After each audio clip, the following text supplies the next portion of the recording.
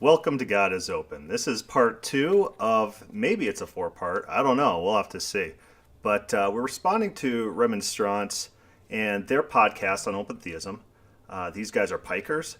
They've never interacted with an open theist. They don't quote honest sources. They quote very hostile sources to open theism. And they don't interact with the material. They're just unfamiliar with open theism's arguments. And they're doing a two-part series on open theism, which is just perplexing to me. Perplexing. But let's pick up where we left off and see what they say. 6, God is reactive. Because he is learning, God is constantly reacting to the decisions we make. And we covered this, so I'm going to skip forward just a little bit. Yeah. I think number 7 might take the cake, though. Yeah. God makes mistakes. Oh, mistakes. So what would you consider a mistake, right? If God says that he regrets something, would you call that a mistake? Because the Bible literally uses the word regret. The ESV, the Calvinist translation of the Bible, uses regret, that God regretted that he had made man on the earth. He regretted he made Saul king. Well, what about Eli's house, his eternal house that he cut off from being an eternal house? There's regrets, yeah. Sometimes things don't turn out as expected. And so would you call that a mistake? Is it like if you have a kid and you train him or whatever, but then he turns out evil and you regret ever having him, right? Is that a mistake? Did you make a mistake? Well, you could call it a mistake, but other people wouldn't. Just things turned out differently, right? It's not a mistake, and it's that's loaded language, and try to find an open theist using that language if you want to use it, rather than a hostile source to open theism. Because he is learning and reacting, always dealing with limited information, God can and does make errors in judgment, which later require reevaluation. Yeah. So basically, at this point, you're saying that God is not perfect. Okay, give us your definition of perfection. Define it with the Bible, right? Because when the Bible talks about God's perfection, it's always in context of his righteousness. It's not in the context of he knows all the future and has a perfect plan laid out for all of the future and never has to react to anything. That's paganism. It's not Christian. And it's not in the Bible. The Bible is God reacting. As things change, God updates his plans and reacts. That's the entire story of the Bible. It's all interaction. Like literally the whole thing. You just read the Bible, it's there. And watch God's relationship with Israel for illustration. That God starts off with humanity, right? God starts off with humanity, and they fail him. And so then he gives them leeway, and they multiply, and the world as a whole fails him again. He destroys it all. And then what does he try? He tries going through one individual, Abram, he renames to Abraham, and creates a priest nation out of Abraham. And that nation is supposed to reach the world for God. So God's trying all these different ways to reach man, right? And his last attempt is Jesus Christ, right? So God acts and reacts and tries new things, and there's all sorts of complications to the plot of the Bible. That's the Bible. So if you don't like that, maybe Christianity is not the religion for you. Yeah. Pretty much. He makes mistakes and he reevaluates. So it's like, did God make a mistake when he destroyed Sodom and Gomorrah, Sodom and Gomorrah is pretty interesting. Walter Brueggemann has a pretty good quote on it, and it should be on the God is Open blog, where you just Google Sodom and Gomorrah or something like that, and Brueggemann's name. And he talks about how the role of Abraham in this story with the negotiation of the people and the lowering and lowering of the number is that Abraham is imposing a higher standard on God's righteousness. He's actually changing God's justice, as it were. I mean, it wouldn't be wrong to have some collateral damage. You destroy a whole city, and sometimes the righteous might die. Like in World War II, we might nuke a city, and sometimes innocent people might die. And sometimes God kills children in the Bible, and oftentimes it's because you're just wiping out entire lineages because it's just so wicked, you'd rather not continue with that lineage. So, yes, the narrative of Sodom and Gomorrah is one in which God's justice is flexible, right? It just is part of the story. But let's hear. Did God make a mistake when he created the universe and he created everything, and then Adam? And then he created man, and then he said, "I regret my own action in making man." What's God's words that come from Yahweh's mouth? When these guys like to quote anti-changing verses, it's always from an actor in the story. It's never from God, right? And so God says that I regret that I made man. What does that mean? He's not regretting mankind became evil. Yeah, he might not like the fact that mankind became evil, but he's regretting his own action. So deal with the text, deal with the arguments, and stop this moralizing nonsense where you're just emoting. Adam and Eve fell in the garden. Was that God's fault? Right. Yeah, or even, did God make a mistake when he created Judas? Right. Because Judas led to the crucifixion of Christ, but Right. we also see how in Acts it's very clear that God used the actions of Judas and Pontius Pilate and others to bring about his purposes. Yeah, you could usually use your enemy's resources against other enemies. That's fine to do. Like Bob Enyart, he has this story where he used the ACLU, who hates him, by the way. ACLU hates him. And he got them to defend him on First Amendment grounds at some point. That's fine to do, is use your enemy's actions for your own benefits. It's not a problem with open theism. I don't see how it is. Which was the redemption of the world Right. through the crucifixion of Christ. If you look at Acts chapter 4, verse 25, who through the mouth of our father David, your servant, said by the Holy Spirit, why did the Gentiles rage and the people plot in vain? The kings of the earth set themselves, and the rulers were gathered together against the Lord and against his anointed. Verse 27, for truly in this city there were gathered together against your holy servant Jesus, whom you anointed, both Herod and Pontius Pilate, along with the Gentiles and the peoples of Israel, to do whatever your hand and your plan had predestined to take place.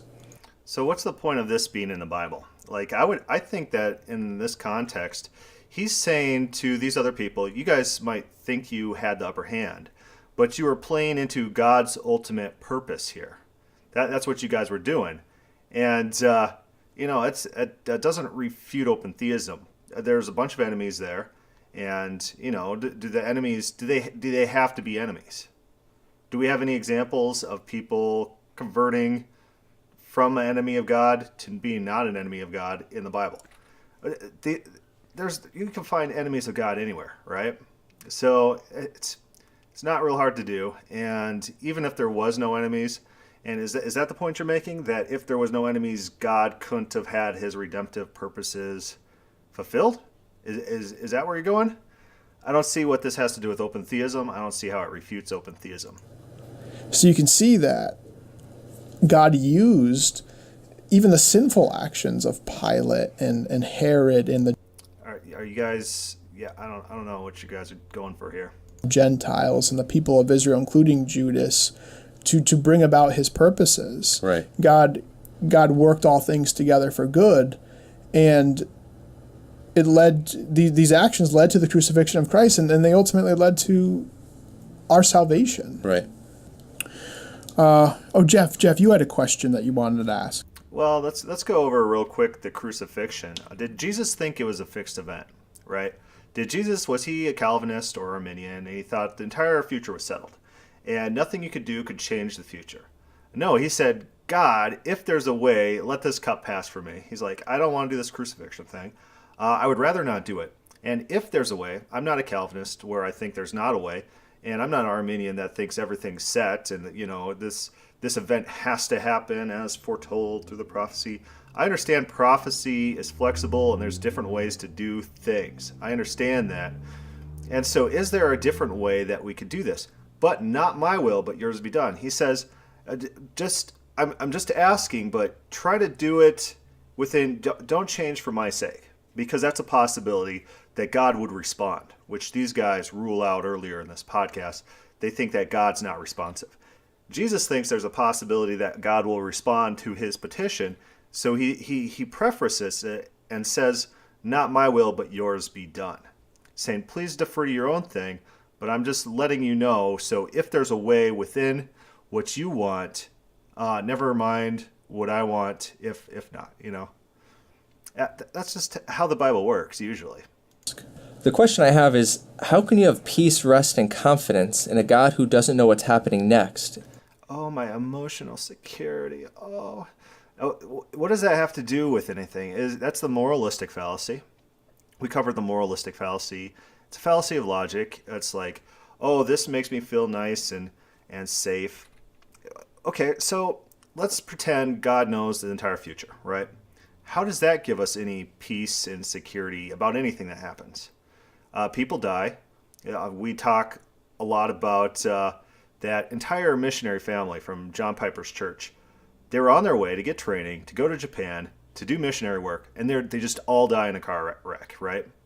That's supposed to give us peace and comfort that the righteous die young. In the Bible, when the righteous suffer, do people attribute it to God's ultimate plan? Or is the Psalms is filled with these petitions like, what the heck's going on here, God? The righteous, they're being persecuted, and the wicked, they're prospering. Come right this wrong. That's a constant refrain throughout the Bible, throughout the exilic prophets even. I got a podcast, or not, I got a blog post that I've categorized all these verses in which the righteous are suffering and the wicked are prospering. Even Job. He says, these guys go to their grave old. Lord, what is going on? There's no such thing as retributive justice, right? That's what Job is saying. And it's accurate. It's accurate.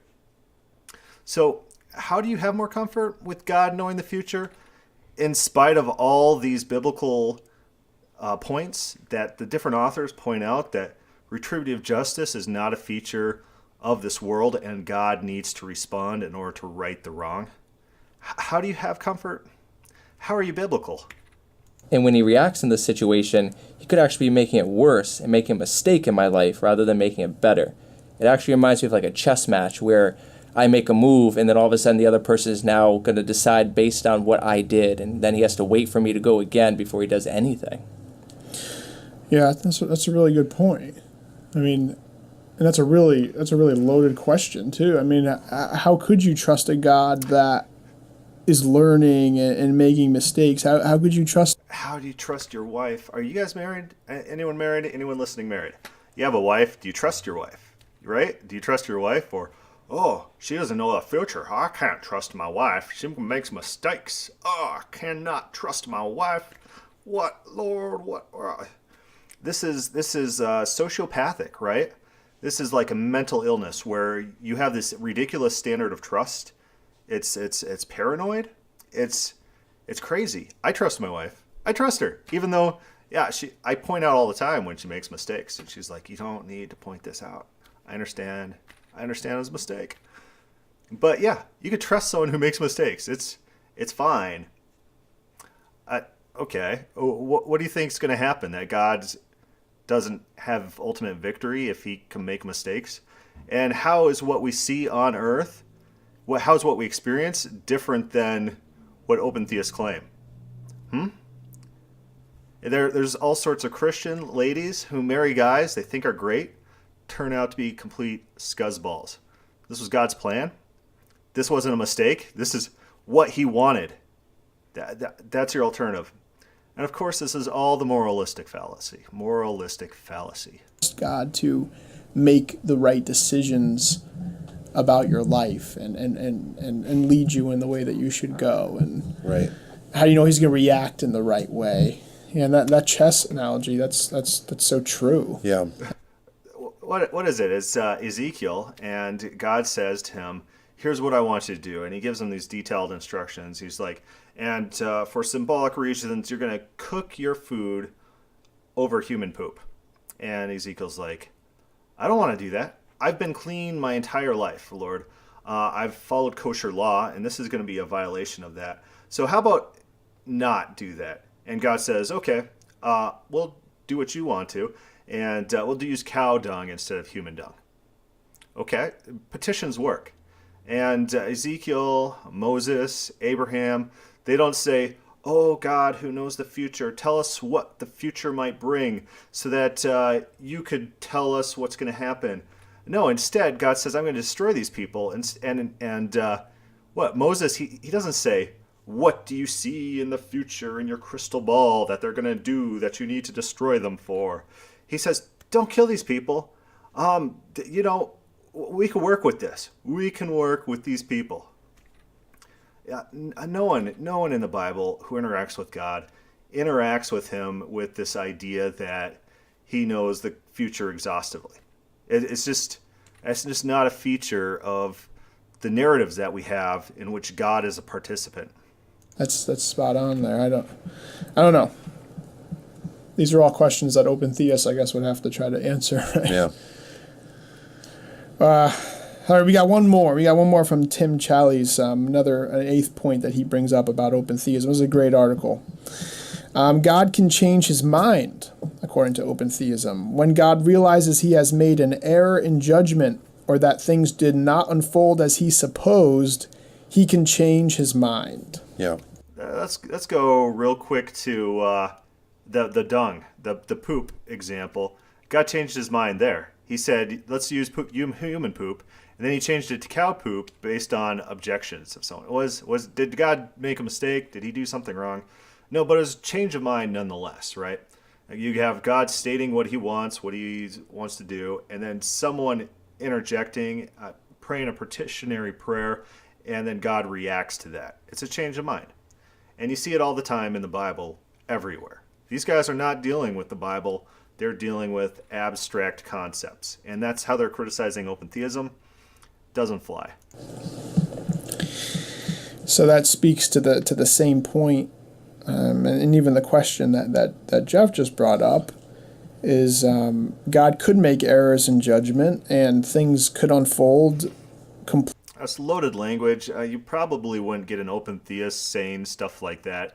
And it's basically based on your worldview, right? An error in judgment. Well, is it an error in judgment when the future doesn't exist and things could go different ways? Like if I bet on something and I have 99 out of 100 chance to get that bet succeeded, right? And then it turns out that it's the 1 out of 100 times. No one would say I made an error in judgment. I made the right call, right? I placed a bet on like a almost sure thing, and it's just random crazy happenstance that didn't come through. That's not an error in judgment. So these guys are using loaded language. They're not thinking through the issues, and they're not being genuine to the other side, people they disagree with. And, it really tells the audience they do not interact with open theists. They don't. They're doing a podcast on something they know nothing about, and they have no experience in. Completely different than what he thought they were going to do, and things will take place differently than he thought they were going to take place, and then he can change his mind. Right. So Tim Challies, the last part of this article that we're going to be reading here, he concludes, the most important thing to note is that God knows the future only as it is not dependent on human free will decisions. God does not know what any free will agents humans will do because those decisions do not yet exist. Well, yeah, you got different types of open theists. And you got the Boyd type who thinks that God knows all possibilities that can ever happen. So if God knows all possibilities of human action, like if I take my hand and I wiggle it to the left a little, wiggle it to the right a little bit, and God knows every single possibility for every single finger placement, every single wiggle that I could possibly do. And that's what they hold to, that God knows every single possibility. So in that case, is your criticism accurate against those type? And that makes up the majority of open theists who believe in that fashion. And just another indication these guys don't know the material that they're covering. And God cannot know what does not exist. God decided in creation that he would limit himself in this way in order to give complete freedom to human beings. Therefore, God does not know or control the future. He learns from our decisions and constantly adapts as necessary. He often needs to change his mind or reevaluate his options. I would love to see these guys take the Yale University Christine Hayes course. Their papers would be like just red marks everywhere. It's like, what the heck? You're importing all these ideas that are not found in the text. Red mark, you F on this paper. I don't know if she could say F's for that, or if she kind of just laughs and gives them a bye. But it'd be funny if they took a real Bible class. As the future unfolds. And then Tim Challies brings up 3 problems with open theism. Right. And I think he's being generous there by only saying 3, because Yeah. I think there's a whole lot more than 3, but these are the 3 big ones. Number 1, a denial of omniscience. Oh, really? Which omniscience?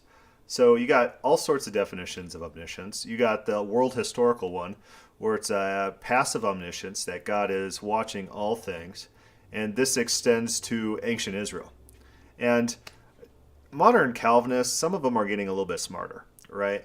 And they've started to abandon inerrancy, and they say, it's true that in the Old Testament that God is depicted as not knowing anything and God's warlike and stuff like that. But the Bible is progressive, right? Because we understand that these things that are said about God and the stories about him are just not true, and they were written by kind of ignorant people.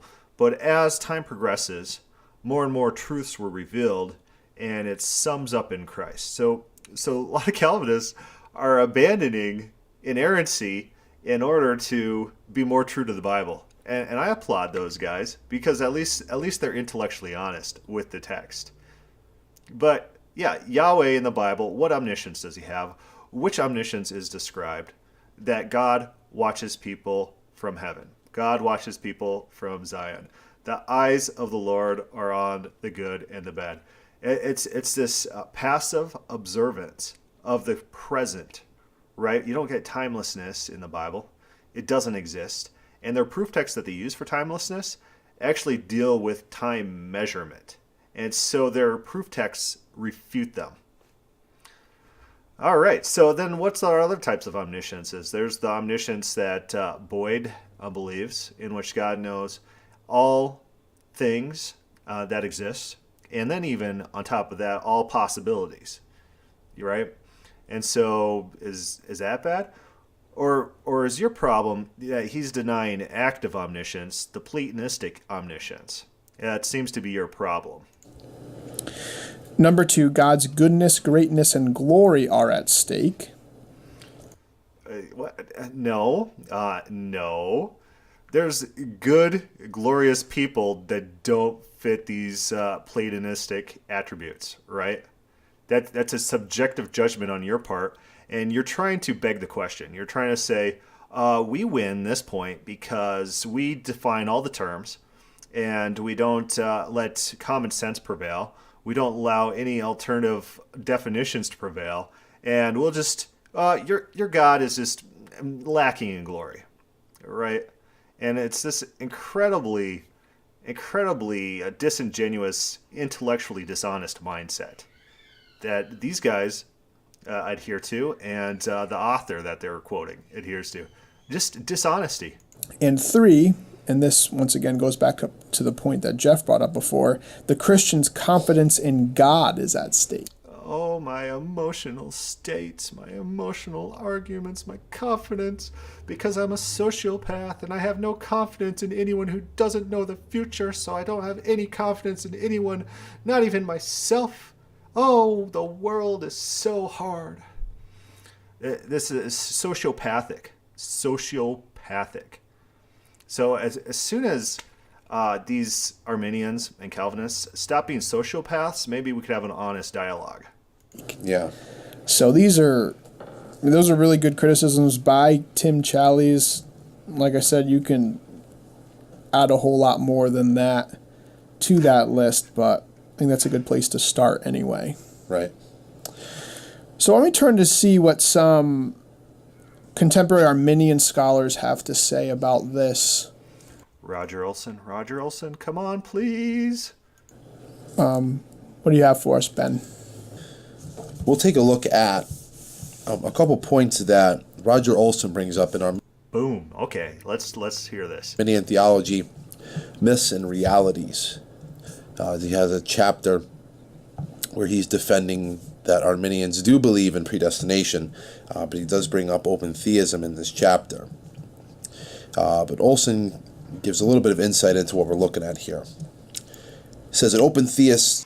Yeah, I direct everyone to read Roger Olson's, just his, go to his blog post and do a search on open theism and read his articles on open theism, because he was really in this heart of this debate when these Calvinists came out in the most social justice, anti-free speech, trying to shut people down, shout people down with ad hominem attacks. He was in the center of all this, and he saw the intellectual dishonesty on the anti-open theist side. All this misrepresentations. And the misrepresentations are still reverberating today, as evidenced by this podcast that we are responding to. That these people, they just propagate lies, and they believe these lies, and they don't interact, and they don't want to interact. It's so weird that they don't want to debate ideas. They just want to emote. Jump on the problem of reconciling divine foreknowledge and libertarian free will by suggesting that the two cannot be reconciled, so God must not know the future exhaustively and infallibly insofar as it contains decisions and actions not yet determined or caused by anything or anyone. He says they argue that God's foreknowledge is limited because God has decided it should be. Perhaps a better way of putting it, that God does know the future infallibly as a realm of both settled and yet unsettled events. For open theists, God knows it is both open and settled because some future decisions and actions are already determined by God or something or someone else. But some of it is not yet settled because...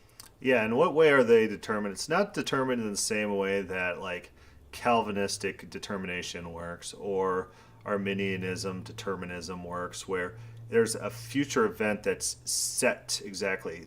The type of determinism we're talking about with open theism is what we commonly know between, just any interaction with any person. I determine to go to work on XYZ day. I determine to wash my clothes on Sunday, right? I determine to record a podcast. That's determinism. I determine the future, and it's not like the event is like settled and concrete now. I could still change my mind if I so wanted, because the future doesn't exist. I didn't just solidify like an actual real object in the future. I've just determined to do something that's within my power to do.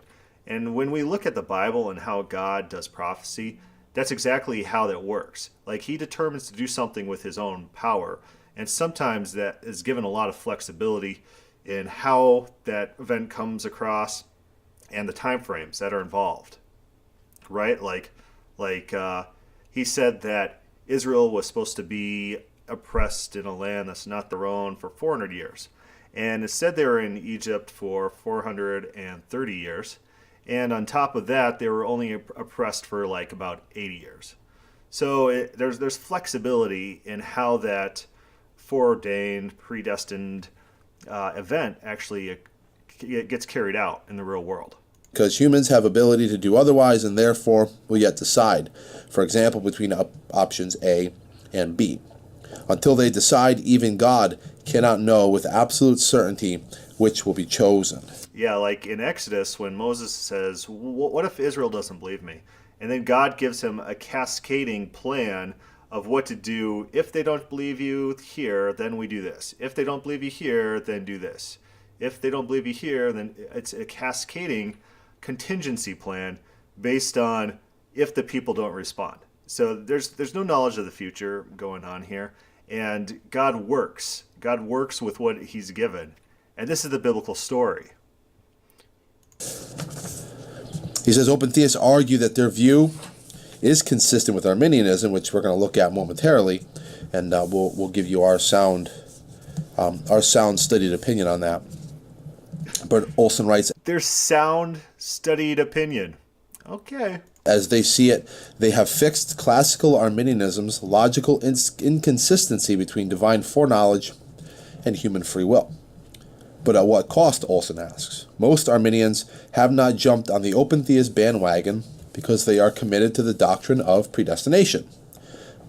Calvinists accuse classical Arminians of not believing in predestination, but most classical Arminians reject open theism precisely because they believe in predestination.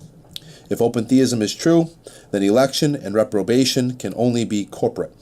But classical Arminianism bases a great deal on Romans 8:29, which seems to refer not to classes or groups but to individuals. God does not justify and glorify groups but individuals. Classical Arminian theology includes corporate election and individual election based on God's foreknowledge. Roger Olson's really good. He understands, he's sharp, and he's able to put together disparate facts, like facts from all over the place, and compile them and understand what's going on. And he saw the persecution of the open theists, and he wrote about it. Of future faith. Open theism has to reduce predestination to its indefinite corporate dimension. Predestination of individuals gets lost. Except for in the specific cases where certain individuals are called, they're predestined, right? Not everyone fulfills that calling, right? Saul was supposed to be given an eternal kingdom. God says, I would have given you an eternal kingdom, but look at what you've done. So now I have to go find someone else, and I'll find David, and I'll give him the eternal kingdom, but then I'll warn him throughout his reign and the reign of his son, Solomon, and after that even, that if you guys rebel, and if you guys become wicked, I could also revoke your eternal kingdom. So there's all sorts of eternal kingdoms, eternal lines in the Bible that can be dissolved. Even though they're eternal, even though they're forever, God changes based on the actions of people. Some classical Arminians reject open theism because they believe it undermines God's providential governance of history. But Olson says that assumes that foreknowledge gives God a providential advantage, which he says is debatable. It remains to be seen whether many Arminians will adopt open theism, in Olson's opinion. I think it's interesting that Olson asks this question. It remains to be seen whether many Arminians will adopt open theism. Now, I would argue that if an Arminian adopts open theism, then that person is no longer an Arminian. Have you guys defined Arminianism yet? Are we going to hit that within the last, we got like 10 minutes left in the podcast? Well, let's listen. I would agree. Because wouldn't it make sense that to be an Arminian, you actually have to adhere to the theology of Arminius? Yes. I don't understand where this comes from. That's like saying it remains to be seen whether many Calvinists will adopt open theism. Right. And they're open theists, but yet because you're presuming that open theists are not Arminians. And have you read Roger Olson on it? He thinks they are. They still call themselves Calvinists. Like that wouldn't everyone would say that doesn't make any sense. Yeah. So how come people don't say that how come people don't say it doesn't make sense for Arminians? Because Roger Olson categorizes open theism as Arminianism. But are you guys going to cover that fact, or you guys you're not aware? I don't know. They've given a lot of room for interpretation. Yeah. Over the years. But it's just bad scholarship. Yeah. Oh, we love this Odin guy from the last podcast, the guy who writes an emotional article without any real interaction with open theists, and he calls open theists heretics. For why? Hey, does he tell us in the article? Why? What makes that a heretic? What makes those specific issues heresy? He doesn't. He just emotes, and that's the guy these guys love. But they don't like Roger Olson, who is like a clear scholar of the issue and has written a lot about this, and they don't have the time to just look up what he says about open theism rather than just this one quote from this book. Want to keep reading there? Yeah, let's finish that last sentence. Few Arminians, Olson writes, are willing to denounce their open theist brothers and sisters as heretics, strong language, but most are unwilling at present to give up belief in absolute divine foreknowledge because the Bible seems to assume it everywhere. I guess I would correct that last sentence myself to say that the Bible teaches it everywhere. Okay, where? Show me one place in the Bible. One place. We go over your place. We go over your favorite proof text. We got podcasts on Isaiah. We got podcasts on Romans. We got podcasts on all your proof texts. Where in the Bible teaches God's absolute foreknowledge of all things in the future? It really comes down to reading comprehension issues. People like these guys are podcasters. They grow up in a church. They hear these doctrines, and they look for support for these doctrines, and they proof text. They grab verses out of context. They don't consider alternative readings of those verses, and they divorce it from the context. Can you place those verses back into context and have them still make sense with the flow of the argument that you find in context? Right? It doesn't work for Isaiah 40 through 48, right? That doesn't make any sense. God's just, for some random reason, saying that he controls and knows all things. No, it's in the context of an argument. God's trying to convince Israel of something. He's trying to convince them that he's more powerful than the fake gods, because people in Israel have like two choices, right? They have Yahweh and they have the false gods.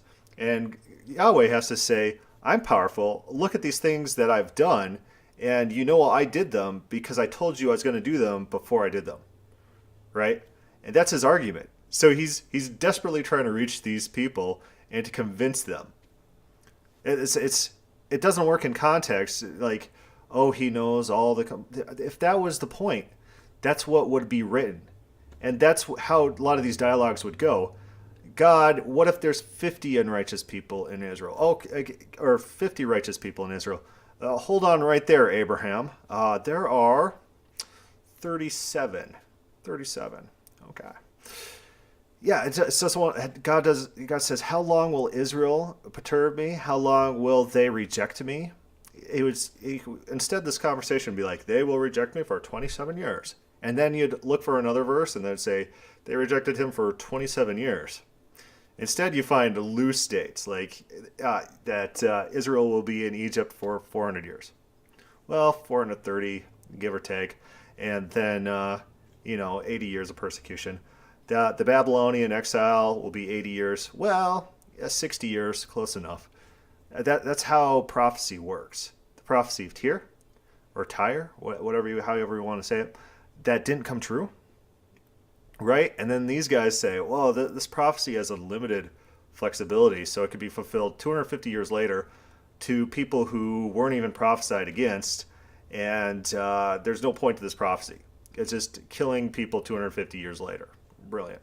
Yeah, it definitely does. It doesn't just seem to assume it everywhere. Right. It's that the Bible teaches it everywhere. Where? And, I mean, Olson also says, few Arminians are willing to denounce their open theist brothers and sisters as... Yeah, like, also when you look at their proof text, like, the eyes of the Lord are on the good and wicked, and people use that as a proof text, like Arminians that I talk to. They say, look, that's God's omniscience of all things past, present, and future. No, it's not. Read the verse.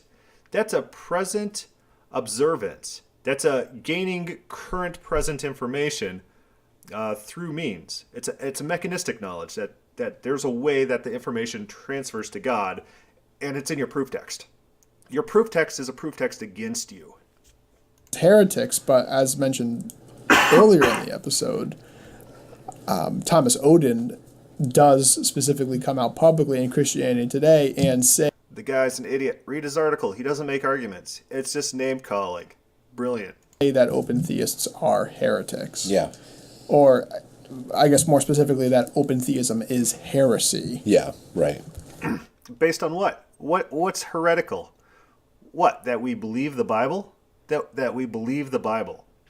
Would we see that the Bible says God regretted making man? That we believe it. Oh, we are so heretical. But let's turn to an opinion of another current Arminian scholar, Keith Stanglin and Thomas McCall, in their book Jacob Arminius, Theologian of Grace, touch on this whole question And they also touch on the bigger question of what truly is Arminianism and whether or not open theism would fit in that definition. On page 196, they write, "The terms Arminian and Arminianism have come to be applied to a vast range of views and ecclesial groups. In many cases, Arminianism simply means rejection of the Reformed doctrine of predestination. In some instances, the Arminian theology is refined and sophisticated. In others, it may be ill-formed and vague." Yeah. A lot of times Arminianism is a vague concept. People say, I'm not an Arminian. You're totally an Arminian, dude. Even if you believe in exhaustive foreknowledge, if you believe in free will, basically, and interaction with God, you are an Arminian. That's the normal cultural conception of what Arminianism is. And so if you want to argue like a stricter definition and then argue on top of that open theism is not an Arminian theology, it's your prerogative, but you have to admit, at least within the broader, more culturally relevant definition, open theism is Arminian theology. Even though that, you guys like to emote, you like to say, oh, I don't like this because, So you might not like the fact that open theism can be classified in this broader categorization of Arminian theology, but guess what? You don't get to shape the world. Sometimes the theology espoused under the label of Arminianism bears little or no resemblance to that of Arminius. Sometimes, especially at more popular levels, what is claimed as Arminian may be explicitly inconsistent with the theology of Arminius. If Arminian simply means some version of Protestantism that is not Reformed. Yeah, a lot of modern-day Calvinists reject quotes by Calvin. They'll say, yeah, John Calvin believed that, but modern-day Calvinism believes something else. That's legitimate.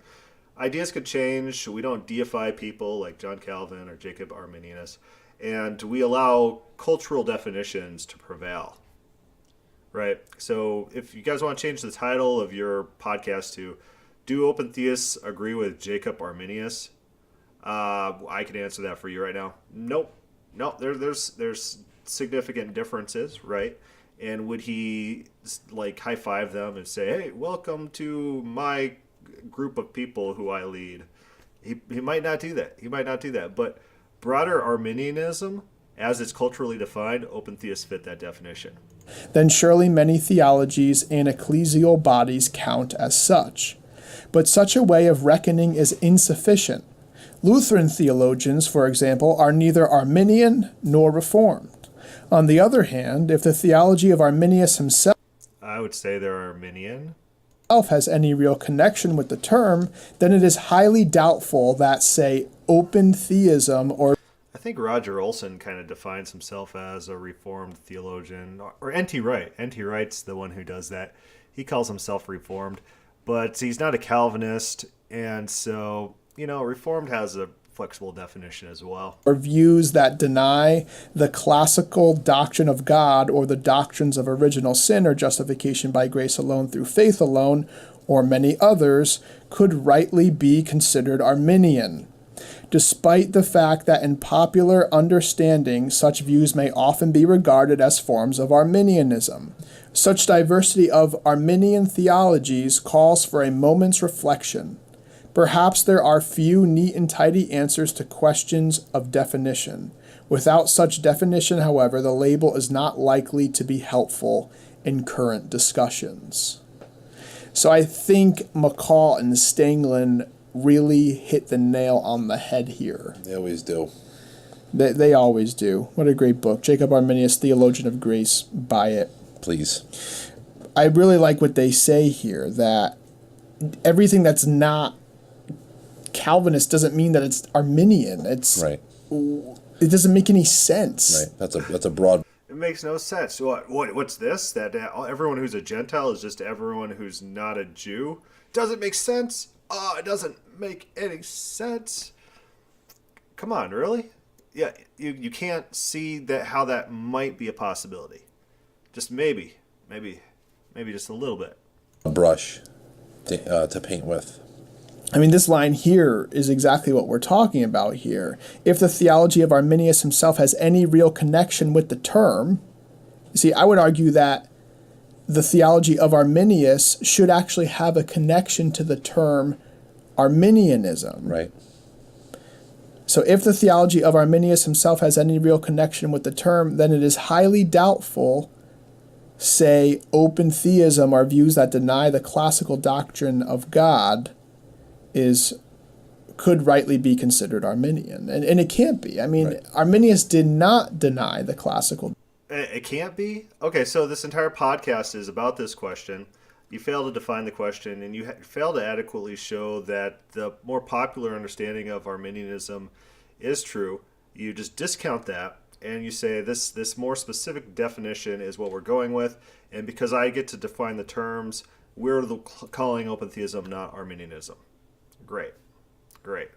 That's what this entire podcast boils down to. You guys didn't discuss at all the issues. Doctrine of God. Arminius did not deny the doctrine of original sin or justification by grace alone through faith alone. Right. So if you deny all those things and you call yourself an Arminian, you're not an Arminian. Right. No matter what you claim that you. And a lot of open theists do claim a lot of those. And so are they Arminian? And if you deny one of them, are you not Arminian? Do you have to agree with every single jot and tittle of Jacob Arminius to be called an Arminian? Where's your cutoff? Where's your line? Where's your definitions? Give us something. It doesn't matter if you claim to be an Arminian. If you don't actually adhere to the theology of Arminius, then you're not an Arminian. Right. So therefore, I would say that open theists are not Arminian. So you gotta agree with Jacob Arminius 100% and not have any wavering, and then you could be an Arminian. Brilliant. Brilliant. You could have started the podcast like this. Everyone could have saw how ridiculous this definition is going to be, how ridiculous you're treating this question, and then they could just tuned out. But you wait for now. That's fine. That's your prerogative. But I'm going to call you on it. They're not. No. And it doesn't matter what other people say. I mean, you got to see. We got the definition, we define it, and we don't give our qualifications very well. We don't show our cutoffs or our thresholds, how much disagreements you can have, or 100%? You have to have 100% agreements with Jacob Arminius. And then after we define the terms, then we'll discount it, right? Because we are the arbitrators of what's considered Arminian theology. Does the theology of open theism align itself with the theology of Jacob Arminius? No. The answer is no. No. It does in the sense that it's open and relational, and God responds, and people have freedom to choose, and they're not predestined. All of those things are basically how people would define Arminian theology. Like, you go grab a random Christian who's heard of Arminianism, and that's how they would define it. But you guys want a different definition, and then from your different definition, you want to claim open theists aren't Arminians. Okay. So then, therefore, it's not Arminian theology. Right. And with that, we will draw this episode to a close. Episode 15, Open Theism Part 1. Part 2 will be released in 2 weeks. And we will pick up this conversation then. Great. Another episode. Let's see what they give us in the second episode. But just a review of their episode. They don't quote any open theists. They don't deal with any open theist literature. They quote only hostile sources. They use Theopedia definition from a hostile webpage. They said they're going to read Odin, which is another hostile source, who just emotes in his article. Pull up his article. I think I got a PDF of it somewhere sitting around. I read it. And I'm like, this guy is a tool. He's a tool bag. And, on my previous podcast, I called these podcasters tool bags. I'll call them it again. It's fine. And you might not like me for it. I don't care. But yeah, this is what these guys do. They build up straw men. They don't understand the issues that they're dealing with. And a lot of begging the question fallacy in this last part that we went over, where they just assume their own position is true without a broader understanding of other alternatives, like more common alternatives. What more people believe is Arminian, what the common definitions are. They ignore all that, And they go to their own specific, ill-defined definition, which isn't very specific. We don't know who would and wouldn't, in this understanding, be considered Arminian, and we don't know how these specific traits were selected, or they weighed against each other. We don't know. So I don't think these guys are doing real justice to anything in this one episode. But this has been God is Open. You have comments, complaints, questions, send it to godisopenquestions@gmail.com. Thank you for listening.